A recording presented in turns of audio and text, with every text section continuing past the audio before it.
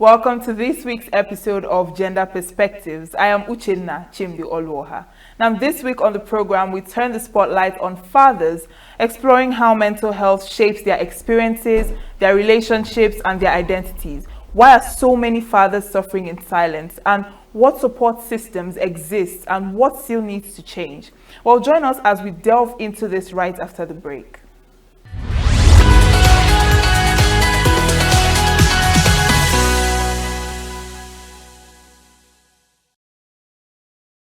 Welcome back. Now, before we dive into today's discussion, fatherhood is often portrayed as a role rooted in provision and protection, but beneath the surface, many fathers are quietly grappling with mental health challenges.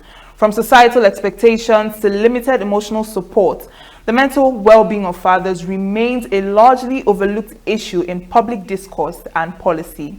And so in this background report, we unpack the data, the drivers, and the stories that reveal why it's time to rethink how we support fathers, not just as parents, but as people. So let's take a look. For decades, conversations around parenting and mental health have centered primarily on mothers, and rightly so, given the immense physical and emotional toll of pregnancy, childbirth, and caregiving.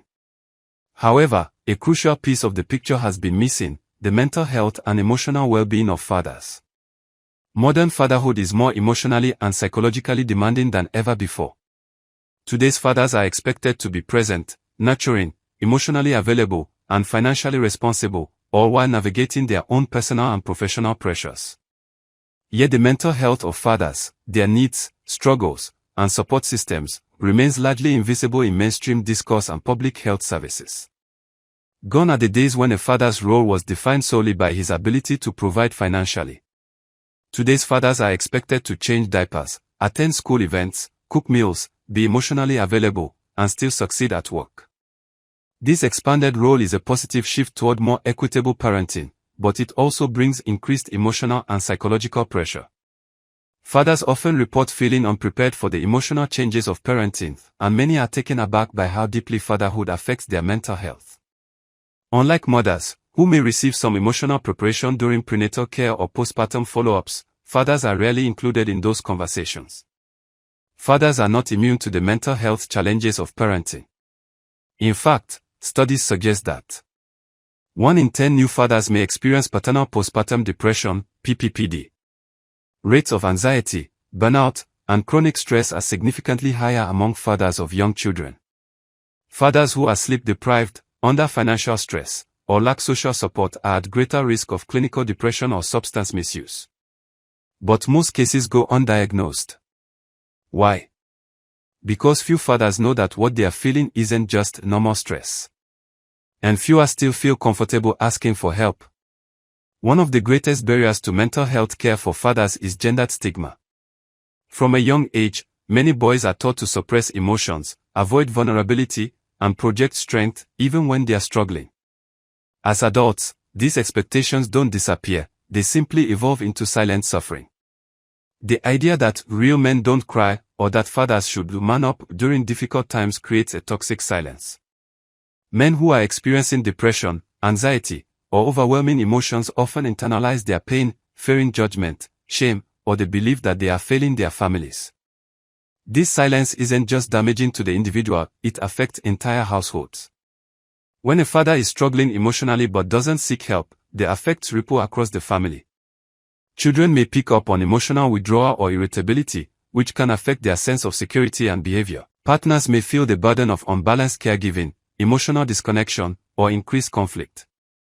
Fathers themselves may experience guilt, shame, or resentment, further compounding mental health struggles. In some cases, this can lead to a breakdown in communication, intimacy, and parental teamwork. While maternal mental health has rightly gained traction in public health and policy, support systems for fathers are still underdeveloped. Key gaps include lack of screening. Fathers are rarely screened for depression or anxiety during postnatal checkups. Healthcare design. Postnatal care is typically focused on mothers and infants. Fathers are often treated as secondary or peripheral.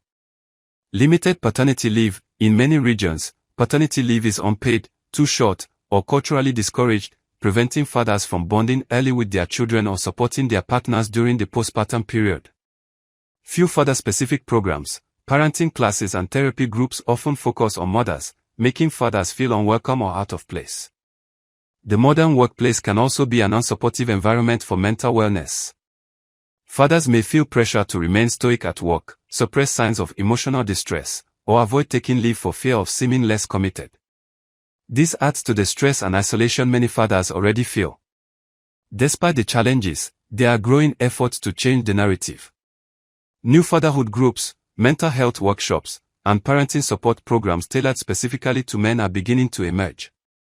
These safe spaces allow fathers to connect, share their experiences, and access tools for emotional resilience. Some hospitals and clinics are piloting programs that include fathers in prenatal and postnatal mental health screenings.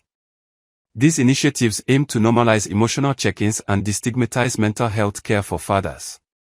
Advocacy organizations are working to expand paternity leave, parental rights, and workplace protections.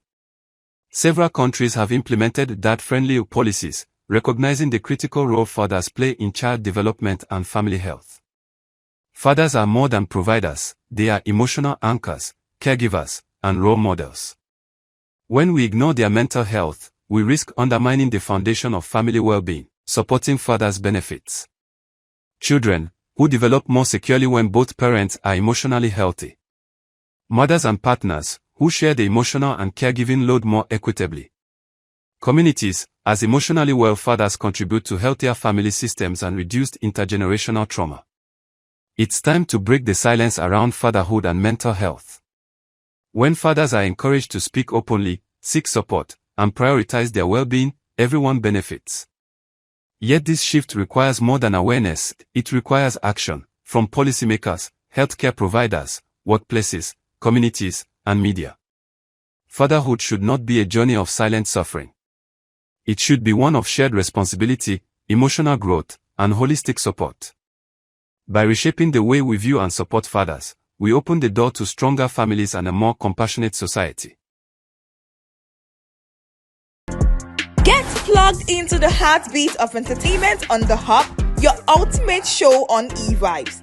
From trending stories and social media drama to top charting music, must-watch movies and exciting moments from the world of arts, we've got it all. Join us for unmissable conversations with your favorite entertainment personalities, plus fun segments every week. So I should try harder. So Okay, I don't know that one.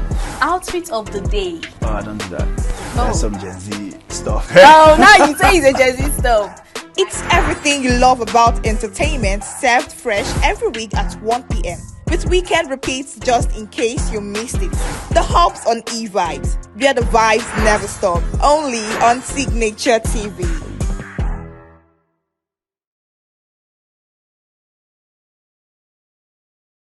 Now that background report has shown us just how complex and deeply rooted the challenges around fatherhood and mental health really are. But behind every statistic is a human story, one that deserves to be heard. And now we turn to those at the heart of the issue: fathers, mental health professionals, and advocates who are working to change the narrative. Now we're joined by Reverend Chukwudi Nwachukwu. He is the founder, Cope and Live Mental Health Awareness Foundation. Thank you so much for joining us on the program. It's a pleasure to have you. Now, let's start from the beginning. Can you share a bit about your journey as a father and how that has impacted you emotionally and also your mental well-being?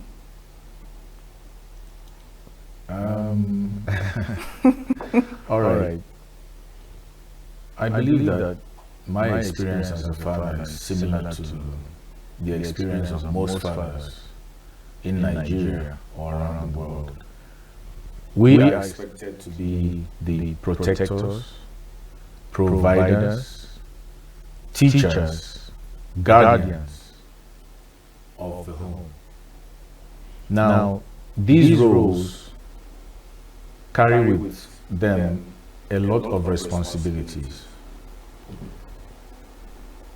Chief among them is the role of being a provider.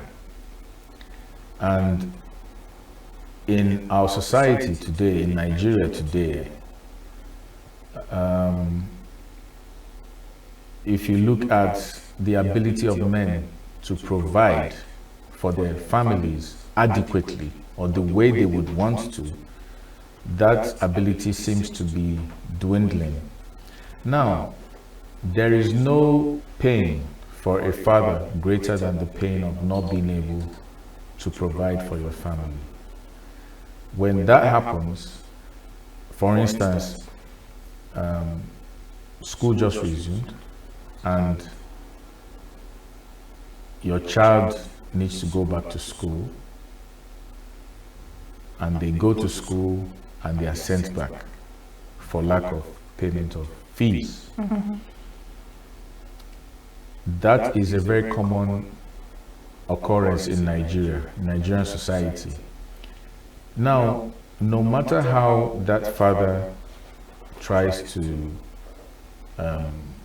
comfort the child or the rest of the family, he himself is going through unimaginable pain. Watching someone you brought into the world suffer because of your inability to provide. Now, what effects do these have on men's mental health? A lot.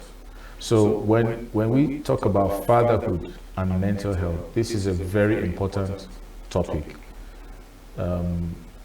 It's not only providing for the family, for the home. Like I said, the role of a teacher, a guardian, giving advice, the role of a protector. Because of the, I would like to say, interesting security situation we have in the country, nothing is guaranteed anymore. And then you can imagine something happens to your child or a member of your family. So every man is constantly thinking, every day you see every man, his mind is constantly moving from one place to the other, thinking about how to make sure the family is safe and well taken care of. Now, these present a lot of mental health challenges. Chief among them are anxiety and depression. In fact, according to the World Health Organization, 25 to 30% of Nigerians, that is about 50 million people, suffer from mental health illnesses, and chief among them are anxiety and depression. So, you can then extrapolate the number of men this affects. And you know, because it's not written on the face, right? If I'm down with malaria now, or typhoid fever, or whatever else, if you observe me closely, you might be able to tell. Maybe if you feel for my temperature, I might be running a fever. But mental health challenges or mental health conditions, when they start, don't appear on the face. And the man is expected to fulfill his roles. The pilot is expected to fly that plane irrespective of his mental. Nobody asks him, how is your mental state by the time he goes to fly that plane. But that his mental state affects his commission of his job. The law enforcement officer with a rifle on the road is carrying a rifle, standing in the sun, but nobody asks him, nobody asked whether his child was sent home from school that morning. All the work cares about is, look, it's your beat, go and do your job. The bus driver may be driving from here to another state or wherever, or within town, is expected to come in the morning, start the bus, and continue his job without concern for his mental. Whereas if any pilot or driver or police or whoever says, I'm not feeling well today, and you look at them physically and you can tell, and you check, and they are burning up, they are having a fever, nobody will give him that rifle and say, go and stand on the road. But nobody cares about the mental health. My friend, you're okay, you're healthy, you're strong, nothing is wrong with your limbs. Go and do your job. But something else may be happening. What has happened to the man before he came to that point? So these are issues that affect men's mental health. And because you're expected to perform, you're expected to do your duty, do your job. That's why the rate of depression, the rate of suicide, like, globally, even in Nigeria, men are more likely to commit suicide than women. Why? Because of all this. So because they say men don't talk, so a man may hold it in. Men don't talk for many reasons. You know, I'm not justifying, I'm not just maybe who to talk to, who will listen without judging, who will understand, and so on and so forth, you know. But women, their first response is to talk. So you find out that their suicide rates is it's low compared to that of men. And it doesn't really matter how rich or wealthy the person is. We've had rich people commit suicide, very rich people. We're not here to start giving statistics. We've had religious people, priests, commit suicide. Because suicide is the next step from depression, it's like a step away from depression.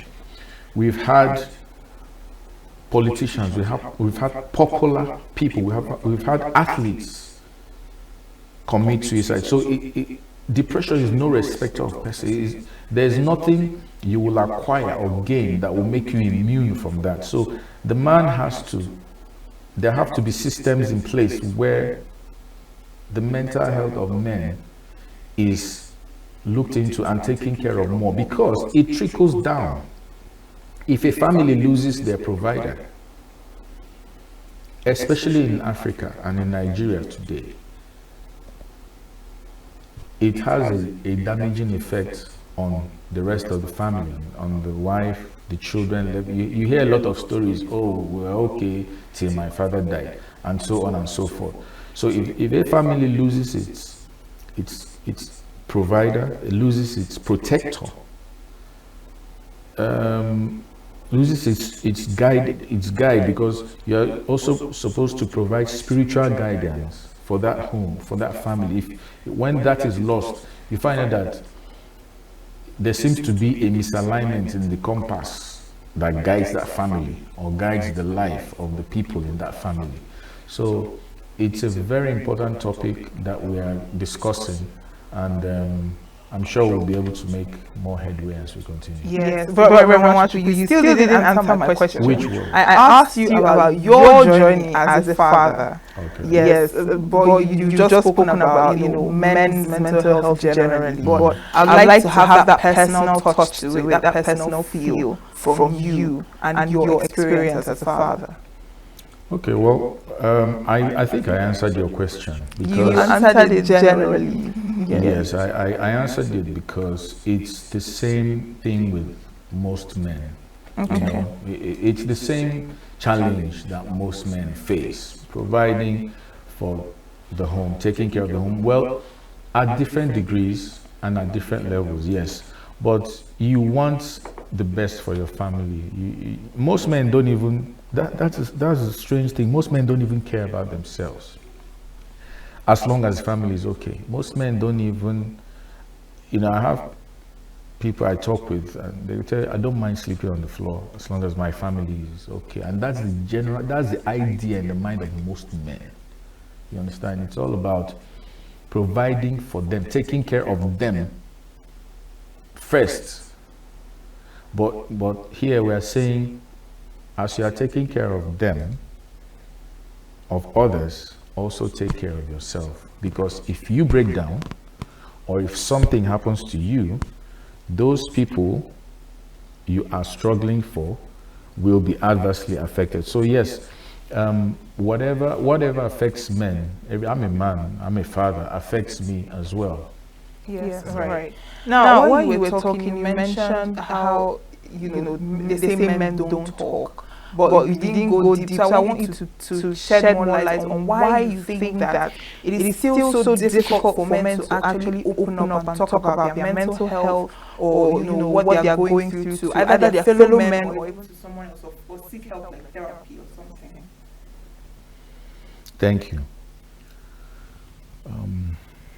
Men don't talk for certain reasons. I've mentioned some.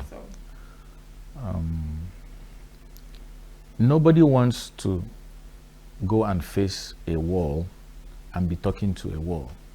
In other words, a wall cannot respond, a wall cannot hear you, a wall cannot understand or comprehend what you're saying.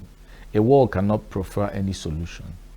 So when I say a wall, I don't mean a literal wall that a man will go to a wall and be talking. But what I mean is, you want to talk and be understood, at least be heard. You don't want to talk and always be talked over. You don't want to talk and what you say is not regarded as anything. You want to talk and then what you say, you are listened to, appreciated, your point of view is seen, and then a conversation can be had. You understand? So it's part of the reasons why men don't talk. Another is our belief that talking makes men weak. It's a belief we all grew up with. No, come on now. Enjoy it. Are you not a man? Take it. You don't need to cry about it or talk about it. That's life. So we've all grown up with that belief and feeling that as a man, talking makes me weak. But we, in our organization, we try to change that narrative to let you know that talking actually is a sign of strength. Because and why is a sign of strength is that it takes a lot of courage to talk. For men, it's almost impossible to get him out. That's why when in your introduction you mentioned something about seeking help or seeking support, and globally the statistics are there. Men don't seek support. If you come to, like in our organization, Cope and Live Mental Health Awareness Foundation, if you check the people who have come for counseling since we began, I would say 80 or 90% are women. Wow. Yes. Men hardly, make, even when you make it free, because we make it free, like we could do a month free for men about to retire. It's very difficult for men to come. So, and in Africa it's even worse. In Nigeria, it was because of that stigma. Oh, what are you going there to talk about? So you find out that men, but you see, stress is inevitable. You must have stress every day. It's part of life. So what men tend to do is to find other ways of coping, alternative coping mechanisms, which may be harmful to them, which may not be healthy. That's why a lot of men, this evening, you could go to some places and you find the general population will be mostly men drinking or engaging in one activity or the other. These are coping mechanisms, trying to cope from the stress of the day. Yeah. But as you're trying to cope from that stress, what are you doing to your body? You are affecting, you feel you are relieving yourself in one way, but you are also affecting this other aspect of your life. So we prefer holistic well-being and positive coping mechanisms, positive coping ways, because you must have stress. It's inevitable, you will. So, but how then do you cope when it happens? So that's part of Right. Now, you've mentioned anxiety and depression as one of the leading mental health illnesses that most Nigerians, or should I say most men face? Yeah, the WHO put the statistics at 25 to 30% of all Nigerians, which is around roughly 50 million people. Now, Reverend Nwachukwu, you mentioned anxiety and depression as the leading causes or the leading mental health illnesses that most Nigerians or most men face. So what are the other mental health illnesses or challenges that most fathers face that you've encountered so far? Okay. The list is exhaustive. Eating disorders, sleeping disorders, schizophrenia, bipolar disorders. I mean, are we here to just have PTSD? And I mean, most of the things you're saying, some people might be experiencing it, but don't know that is what it is. So maybe if you could just give a little background to the things that you're mentioning, so that people can have a clearer picture of what you're talking about. Okay. An eating disorder. I'm hoping we won't dwell on the problem. We'll dwell No, of on course. the solution. Yes, of course. An eating disorder, it's where someone, because of depression, finds solace in food. So they overeat. So when you find someone who suddenly blows up, could be, it not necessarily be that the person is enjoying, in quotes, as we say in Nigeria. Could be the person is suffering from depression. When you find someone, on the other hand, who suddenly also loses a lot of weight, suddenly, then the reverse is occurring. In other words, the person loses interest in eating altogether. So these are the two two ends of the spectrum of an eating disorder. Schizophrenia is the typical, what we call madness, or eyala, if I put it, in Igbo, which we see from time to time. But that is, at that point, the challenge has already gotten quite bad. So that's why, like in our organization, we try to do preventive care, holistic because as the white man says, prevention is better than cure. So it's best you try and handle the issues before they handle those conditions before they get to that stage of those illnesses. Then of course there's PTSD, post-traumatic stress disorder, which is a mental health illness where someone experiences the symptoms that they experienced during a traumatic event over and over again, as if that traumatic event was reoccurring. It is usually triggered by something. For instance, let me try and give an example. Someone walks down a particular road and is robbed. After the person, maybe the person is beaten and all that, and their items are collected, dispossessed of their items. After everything is fine, you find out that for some people, if you tell them to take that road, that same road again, if they get to that point, they start having goosebumps, they start sweating, they start shivering, and all the symptoms that occurred when that initial, it could be 5 years ago it happened, but the symptoms that they experienced when that trauma occurred, they start reliving it again. So this prevents people from living their full lives. PTSD could occur as a result of different, I don't want to, Okay, now still talking of mental illnesses, you mentioned depression, and I want to ask a funny question. Do men go through postpartum depression? I mean, I know they are not the ones that had the baby, but at that moment when there's a new baby around, do men go through that? I knew I would need to study this question, because I've never heard that men go through postpartum or antenatal depression. But some men, I've heard, some men do go through, let me coin my own terminology for it, maybe post-delivery anxiety. Okay. And why I say this is probably when they are presented with the bill, the medical bill, and probably they were expecting one child, and it turns out to be triplets. Good. Okay. And then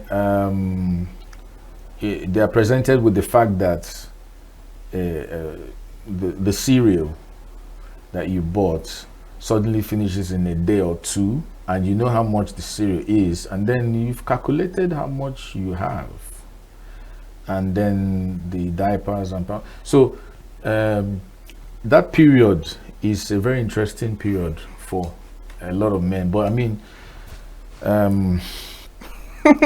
me leave it at that. It seems like you have a lot to say, but you don't know how to say it. I prefer to leave it at that.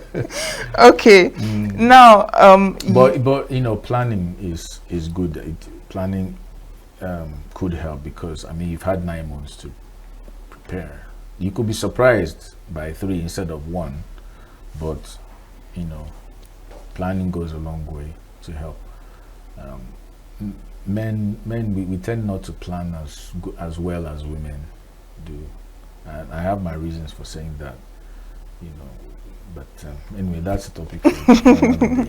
okay. Now, you mentioned that when you your organization, when you open the doors for maybe free counseling or therapy sessions, it's mostly women. Now, the few men that come, is there any particular one, or you know, that struck you that you would love to share as to maybe what the person was going through? I mean, you don't have to say the name or anything, but just a particular experience that struck you, and you know, it's very important to share. Yeah, I mean, I would never mention anybody's name here. Yes. You know, outside the counseling session, but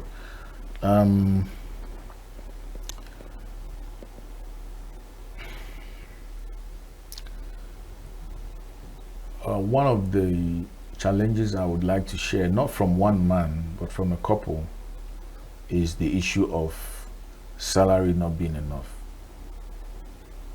In other words, again, finances. So, in the course of our counseling session, I'm a CBT coach as well. We're able to say, look, you don't have to sit in one place and say, I'm waiting for salary. There are things you could do, right?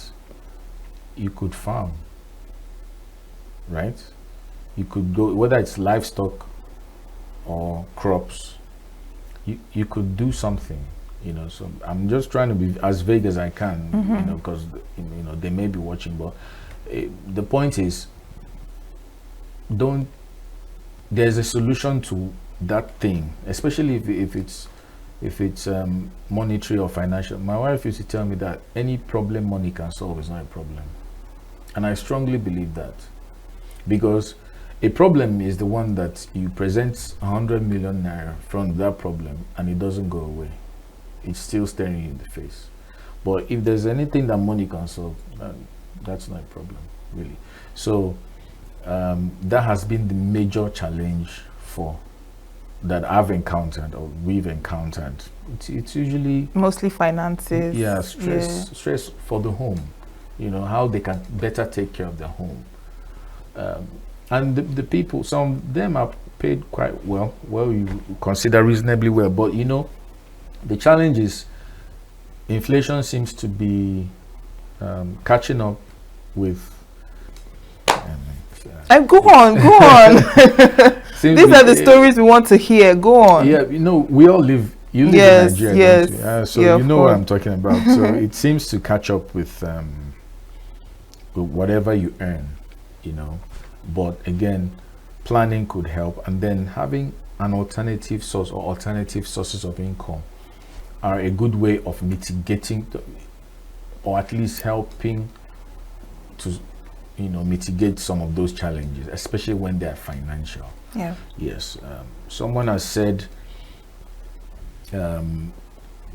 if you can't pay,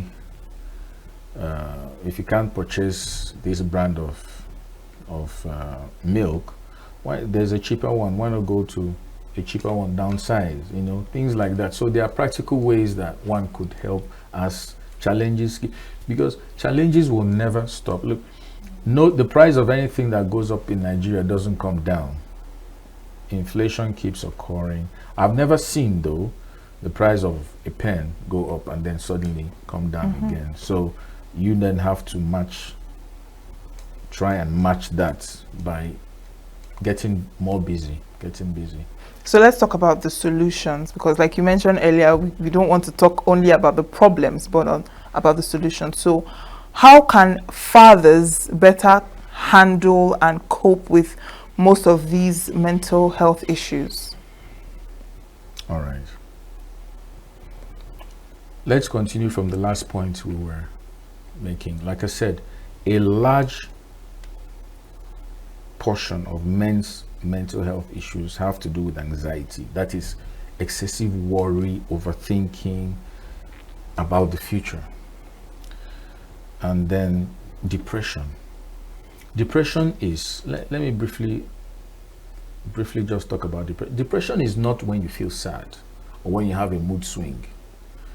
Depression is when you have lost the will to live, and when you are given those things that you normally love and normally interest you, but they don't mean anything to you anymore.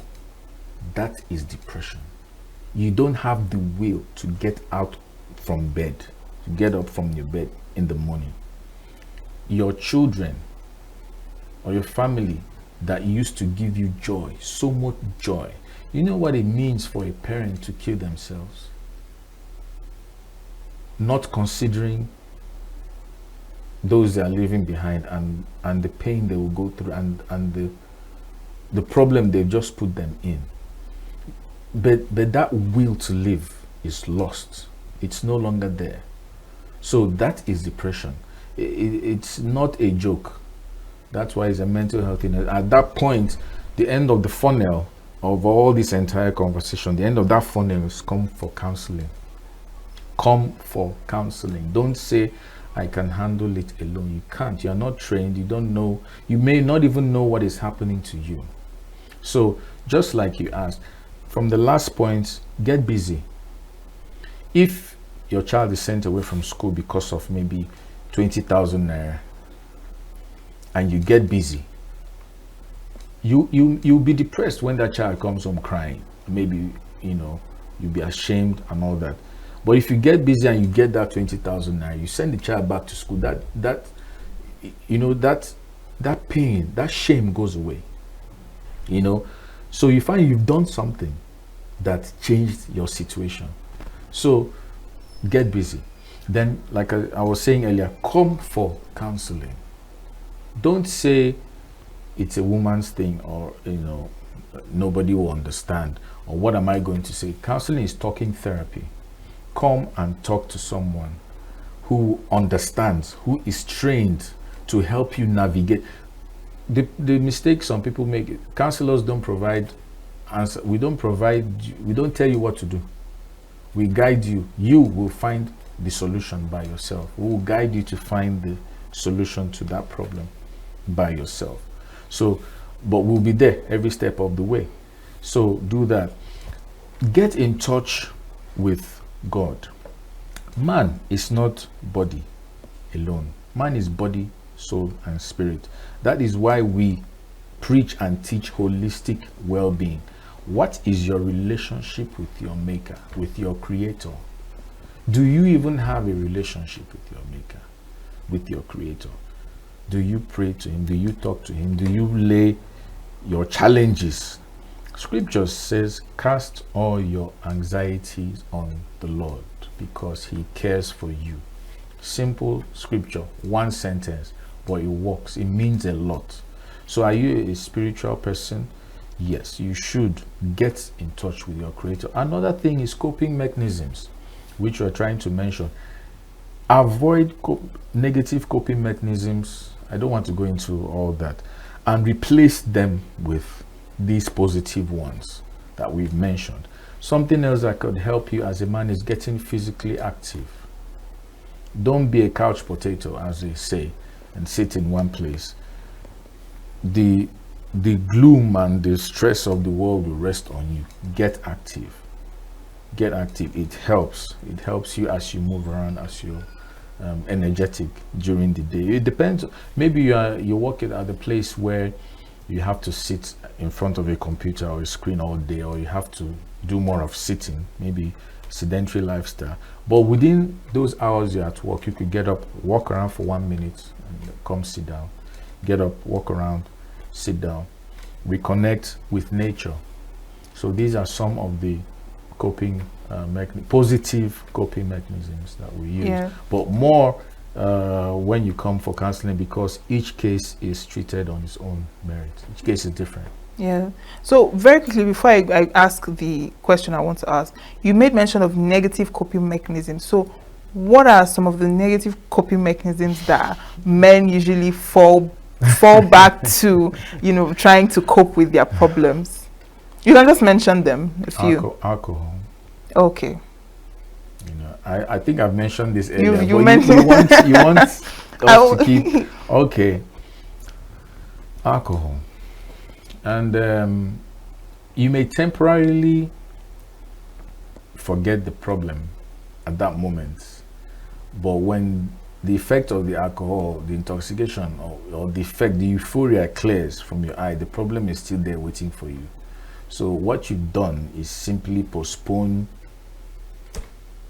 your problem. handling of the problem. That thing you did doesn't solve the problem. It makes you to forget about it for a while. So that's one of the coping. Drugs, substance use, substance abuse, and alcohol. So I take it that smoking too is part of it. I'm helping you at this point. All right. So now, what gaps would you say that you see in the mental health system when it comes to supporting fathers, and what can be done to better improve them? Okay. In the mental health system? Yes. Mental health care system when it comes to supporting fathers and helping men. Okay. Yes. Okay. In my organization, we have done mental health interventions for different companies, hotels, banks, and time will fail me to start mentioning Zenith Bank, a couple of other people we've done interventions for, football teams, professional football players, football teams, and all that. What we advocate for that will help is having a counseling unit in every office and in every institution. We are at Signature TV. Is there a counseling unit here right now at Signature TV? If someone is having a mental health breakdown or a mental health challenge, or just needs 5 minutes to talk to a counselor, it is not existent. You go to our schools, the schools within Enugu or across the country. You go to even our hospitals. You go to our police stations. You go to our military barracks. You go to our banks. With the hectic nature of their jobs, you go to the motor park where they are loading buses or taxis and they are going to different places. You go to our airports. I could go on and on. There is a ubiquitous, a clear absence of mental health units in all of these places. And who goes through mental health challenges? It's human beings. It's human beings that are in all these places. So if you had one, say, in any office or in any school, a young person or a banker or whoever could walk in and meet the counselor, the resident. Even if the counselor, you say, oh, we took us leave, we may not be able to employ one, you could have someone retainership. And my organization offers that. We do that. We have that on retainership. Some people say, okay, come in every Monday. by this time and this time. For instance, there's a hotel we work with here in Enugu.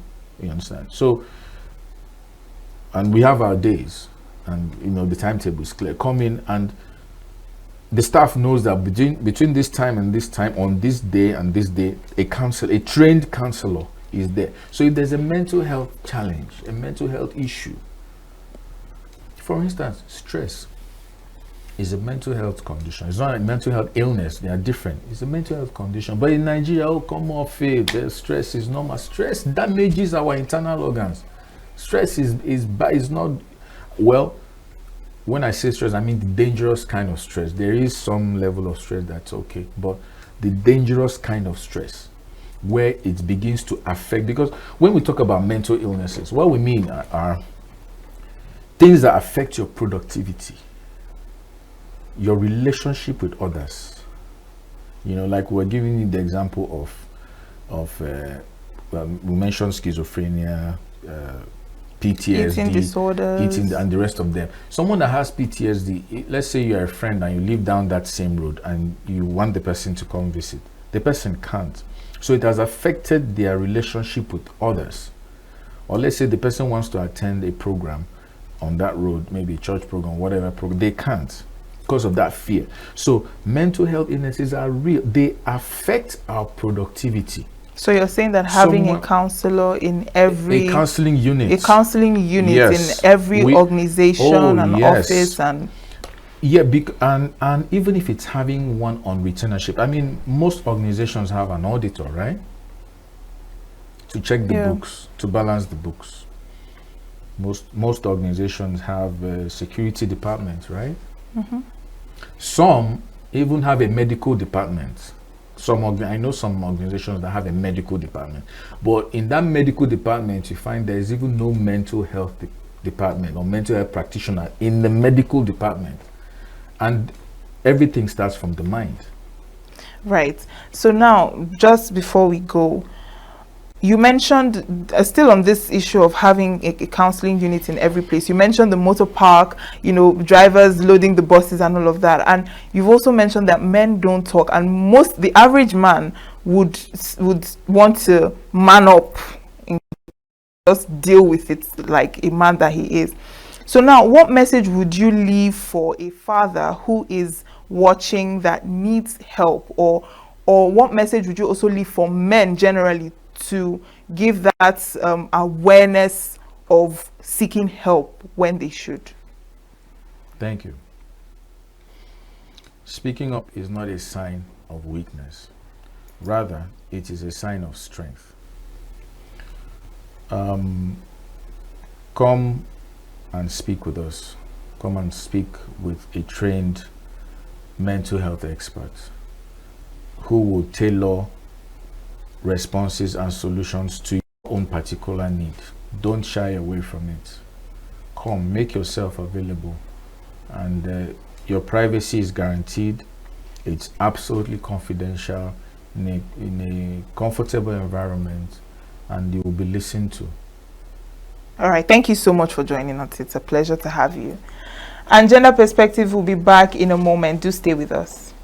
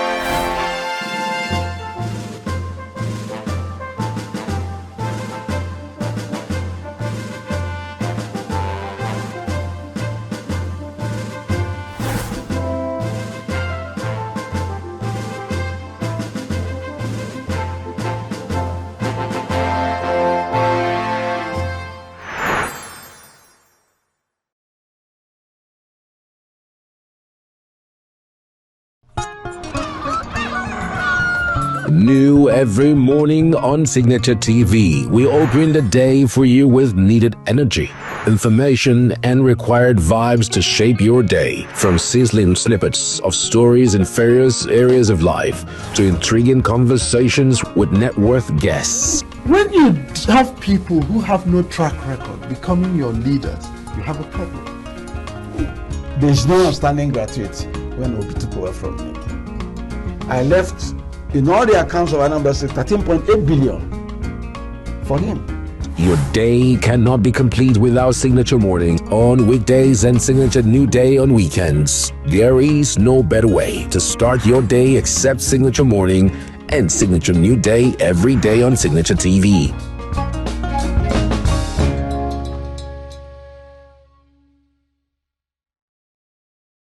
We've just heard powerful insights from a father and experts that reveal the emotional and psychological layers of fatherhood that are often hidden from view. But despite growing awareness, many misconceptions about men, mental health, and parenting still persist. So now it's time to set the record straight. In this next segment, we'll look at myths and facts, challenging beliefs, and highlighting the truths that often go unspoken. So let's break it down.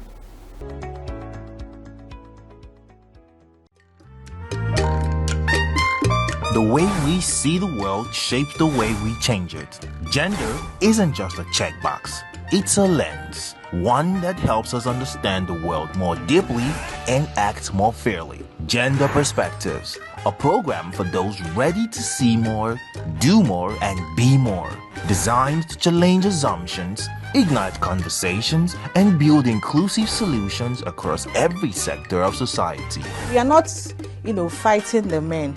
We are not saying we are equal in terms of rights.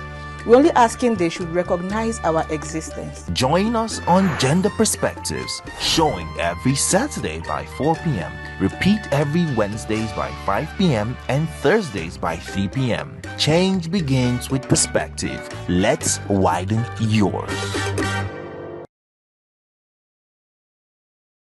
Today we've explored a side of fatherhood that's too often left in the shadows. The emotional weight, the mental health challenges, and the quiet strength it takes to ask for help. Now, from breaking myths to hearing real stories, one message is clear.